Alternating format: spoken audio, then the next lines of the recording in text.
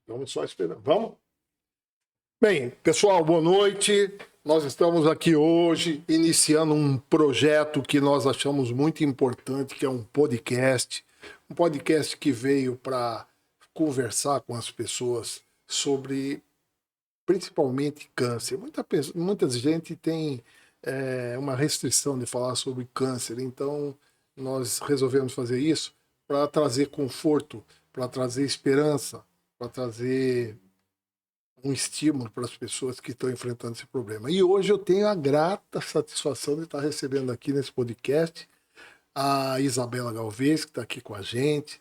Isabela também, assim como eu, é uma paciente, é uma guerreira, uma lutadora que a gente que mora numa cidade como São Sebastião, que é uma cidade pequena, a gente conhece as pessoas guerreiras e as lutadoras. Então, Isabela, é um prazer ter você aqui com a gente. É um prazer estar com você, bem que eu preferia estar falando de dor no dente, né? Preferia estar falando de aparelho ortodôntico ou de obra, né? Alguma coisa muito mais feliz e alegre do que falar sobre o câncer. E você falou uma coisa super importante, que é a gente tem que falar e quebrar esse tabu, porque hoje ainda tem muita gente que computa a sua doença, seu câncer, a uma vergonha, a uma situação, um estigma, uma situação de morte, uma situação de vergonha, né? Então, muita gente não fala sobre isso. Então, eu acho importante essa sua iniciativa, louvável, você se predispor a falar sobre cânceres de diversas maneiras. Na verdade, é louvável a nossa iniciativa, a sua, de estar aqui, né, expondo o seu problema, né, tendo a sua privacidade invadida. E a gente sabe, a gente que está nessa doença, a gente sabe que as pessoas têm verdadeiro pavor de falar quando está doente. Né? Eu costumo dizer às pessoas que eu não tenho esse tipo de restrição, até porque a gente tem que acreditar nas missões da gente. Né? E a doença, ao meu ver, quando ela se instalou em mim, se instalou em mim como uma dádiva divina para que eu usasse a doença e fizesse aquilo que hoje nós estamos fazendo.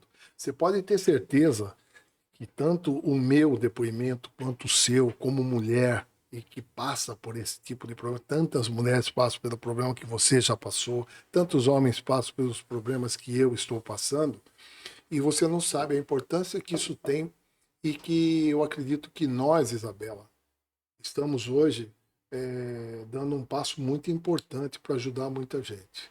Então, eu queria que você, rapidamente, eu sei que o tempo aqui é limitado, você fizesse um esboço daquilo que você, quando começou, o que você sentiu quando teve o diagnóstico, que eu garanto que não foi diferente do que eu senti, né, o desespero. Então, eu gostaria que você falasse sobre isso. Então, você falou uma coisa importante, assim, a gente está se conhecendo, né, enquanto pacientes Sim, oncológicos, sim. e esse é o meu segundo câncer de mama. Eu diagnostiquei o primeiro câncer de mama em 2012, e fiz todo o tratamento em 2013. E agora eu diagnostiquei um em junho de 2024, né, e acabei o tratamento agora em meados de março. Fiz cirurgia, quimioterapia e radioterapia dessa vez. E você estava falando sobre a gente, essa coisa da gente, não tem como, o câncer de mama, por exemplo, não tem como você esconder das pessoas, né? Você faz um tratamento É que verdade. te deixa sem cabelo, sem nenhum pelo no corpo, uma cara péssima, né? Você não tem. Aí a gente descobre para que servem os cílios, a sobrancelha, pelo no nariz, né? Algumas coisas que a gente nem sabe para que servem e com o tratamento a gente passa a descobrir, porque eu sempre brinco que a gente fica com uma cara de minhoca, né?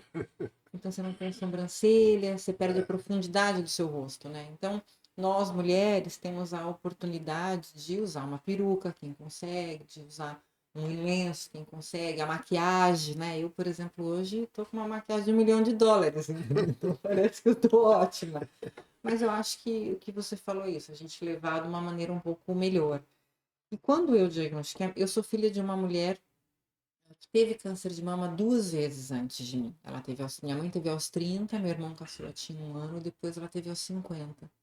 E eu tive em 2012 e 2013, ela teve novamente em 2015. Então ela teve 3 vezes, está viva, saudável, teimosíssima, um terror, né? E É o seu nós futuro. temos a... Você vai estar viva há muito tempo ainda. Ué, Teimosa, pensa teimosa, teimosa, não, teimosa. perseverante, esperançosa. Mas o interessante, assim, então, quando eu diagnostiquei, eu tinha tido outras primas que tinham tido câncer de mama. E tinha uma prima em tratamento de câncer de mama, mais nova que eu. Eu tinha 38 anos, Fabiana tinha 36.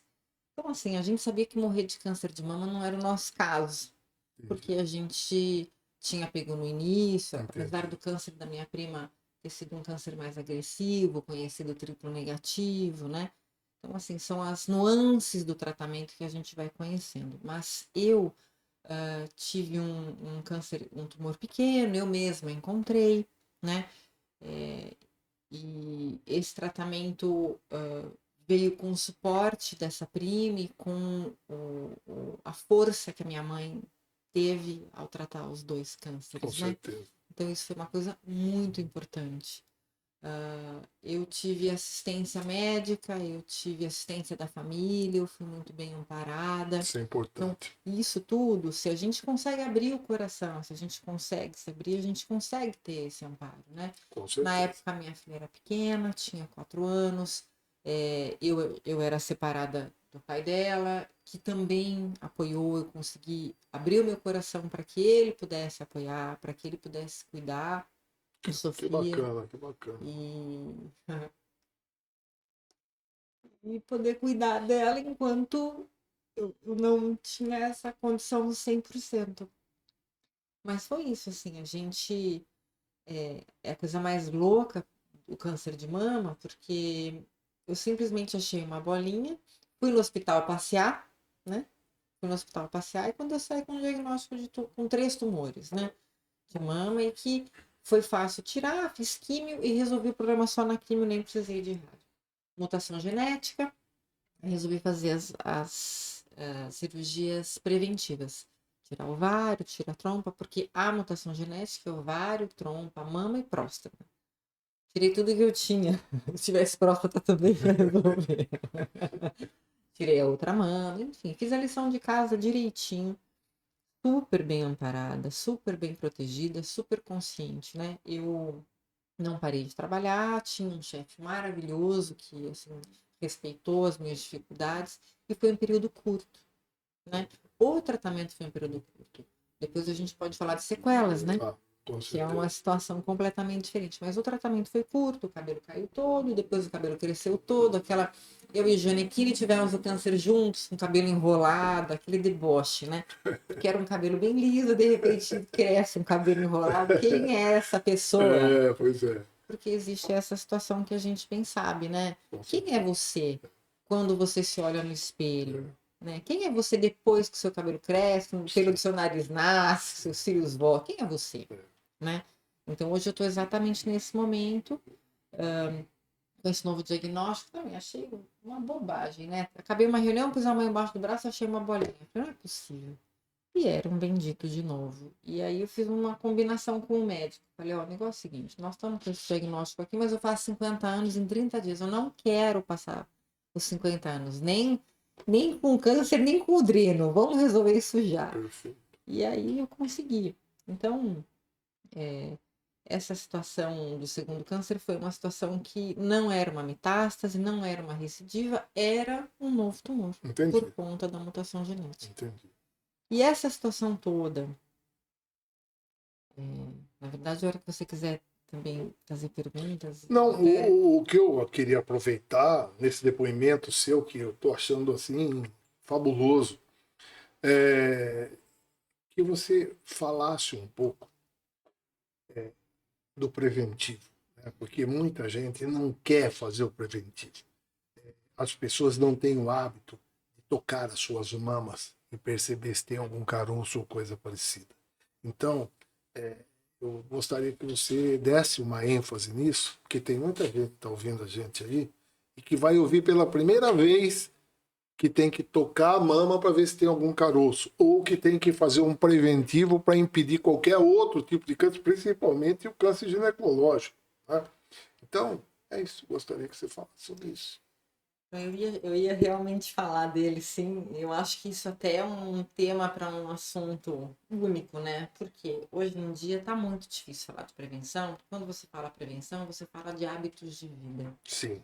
E as pessoas têm um hábito de desembalar mais e descascar menos.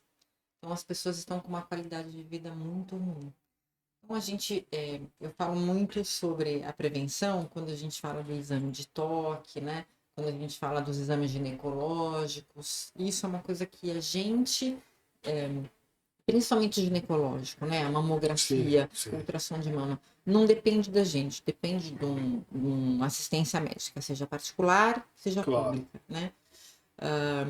E tem uma prevenção que é o nosso dia a dia, o exercício físico, manter-se não é que tem que ser magro, não pode ser obeso, Uma dieta adequada. né? Claro que a gente pode sair fora, né? Claro. Mas não é todo dia. Então, uma coisa que foi importante na minha vida, os 2 cânceres que eu diagnostiquei, fui eu mesma quem diagnostiquei.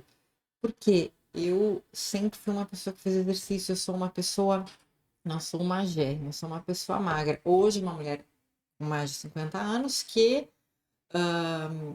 menopausada, né? Já menopausada no primeiro câncer, mas com os sintomas mais fortes agora, depois dos 47 e tal. A gente ganha gordura da cintura para cima, um show de horror, né? Quando a gente acha que não pode piorar, piora. A vida é assim para todo mundo. Né? E todo mal fosse ele. Mas assim, eu consegui com a mão diagnosticar perto da costela, né? Embaixo da axila, Legal. um tumor, né? Uma bolinha. Então a gente tem que se conhecer, a gente tem que entender o que está diferente. Com E certeza. para isso, eu não posso estar com muita gordura corporal. E assim, vamos falar de outra. Se você tem uma dengue e você também não tem uma capacidade, uma resistência física, não tem um mínimo de preparo físico, não faz um mínimo de. Você também vai sofrer muito. Né? Em qualquer doença, não é só por causa do câncer. A qualidade de vida, o exercício físico, tantas vezes na semana, uma alimentação saudável, beber água, se proteger do sol, são coisas que não é porque é o câncer, é porque é o futuro da nossa vida. Com Porque certeza. a gente, você é uma prova disso, assim. A medicina está tão avançada, né? E aí a gente junta a fé, junta outras coisas, e junta uma qualidade de vida que não é disso que você vai morrer. Sim. Muitas vezes. Sim. Agora, se você não tem uma qualidade de vida boa, não tem esses hábitos, como é que você vai viver bem? Porque só vai desligar a hora que tiver que desligar.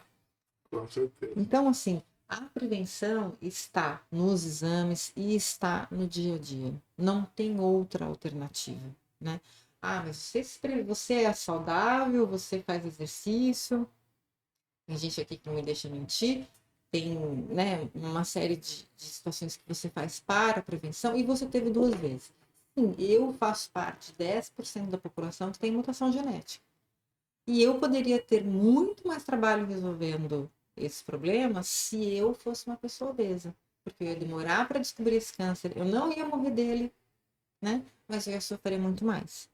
Eu não ia poder fazer como eu fiz. Faz a cirurgia, já põe uma mama, já sai com uma prótese. Exato. Então, na Hoje o hora que recurso você, um ano depois que você acabou esse périplo, né?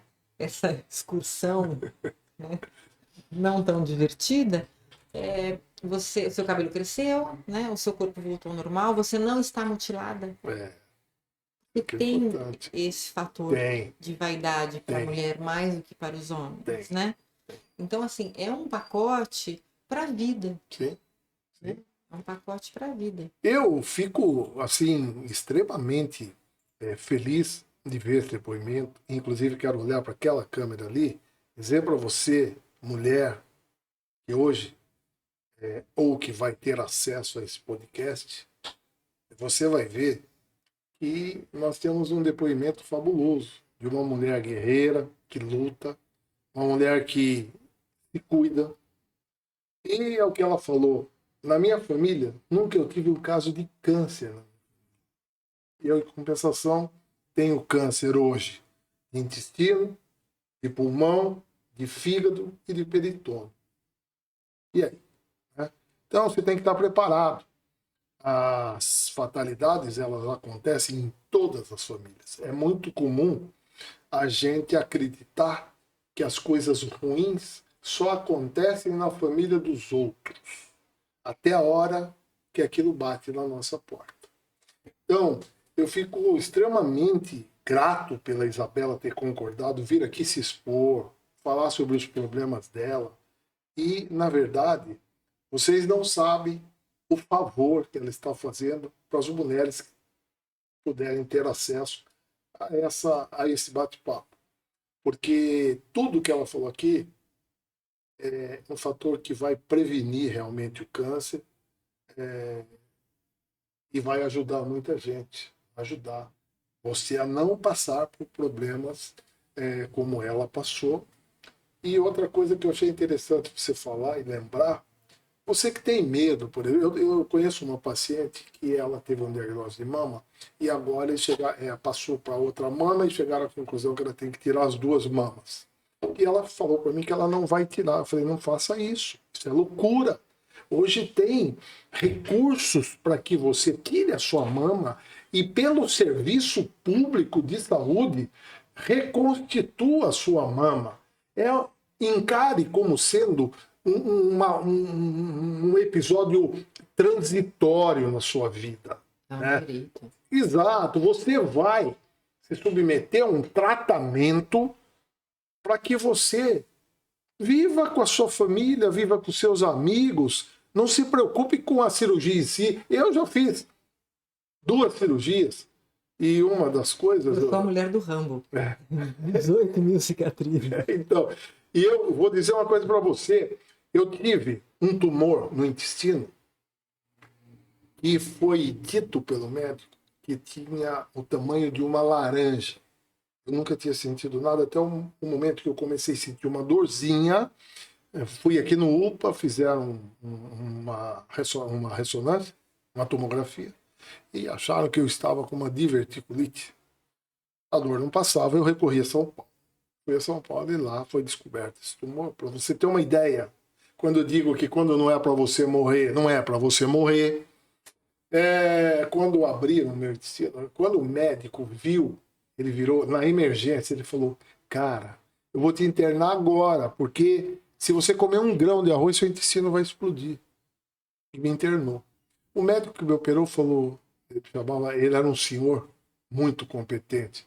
Garotão, quando eu abri você, seu intestino explodiu. Vazou 3 litros de fezes na sua barriga. Quem sabe disso, sabe? Não tive uma septicemia, por quê? Como? Né? Porque Deus estava ali. Né? E mais. Eu eu perdi praticamente o intestino grosso e saí de lá sem colostomia. Eu não coloquei bolsa, não tenho bolsa. Então, esse episódio, depois, mais pra frente, a gente fala sobre isso. Tem um vídeo meu que fala sobre milagres. Eu acredito muito nisso. Então, é assim. Você tem que acreditar. Momentos difíceis vai ter para todo mundo. E os momentos difíceis são bons porque eles servem para você, para ver se você realmente tem a capacidade de superar, né, Isabel? Essa conversa nossa aqui, acho que rende, porque essa história que eu comecei contando, né, que eu fiz o primeiro tratamento, tá, em 2013, junto com uma prima, e aí, por fim, essa história, a gente começou a dar palestra no Outubro Rosa, ela mora em Paranaguá. Que legal. E nós criamos um escritório chamado... Escritório é ótimo, né? Criamos um instituto chamado Instituto Peito Aberto. Que legal. Hoje, que a sede é em Paranaguá, a gente decidiu que fosse lá porque ela mora lá, ela tinha uma condição melhor de cuidar desse Entendi. instituto, e porque saindo de São Paulo tudo é um pouco mais difícil, né? Com Então certeza. a gente conseguiria atingir mais mulheres lá. O instituto tem 10 anos, hoje a gente já tem 130 mulheres, tem 50 voluntárias. Ver quanta gente está sendo ajudada. Nós já ajudamos 800 mulheres. Não para de chegar a casa. Sim. Isso é um podcast, um outro podcast que eu te contar essa história, como ela funciona e o que ela se tornou hoje. Que legal. Né? e porque a gente tinha falado, né, de não é o porquê, é o pra quê, né?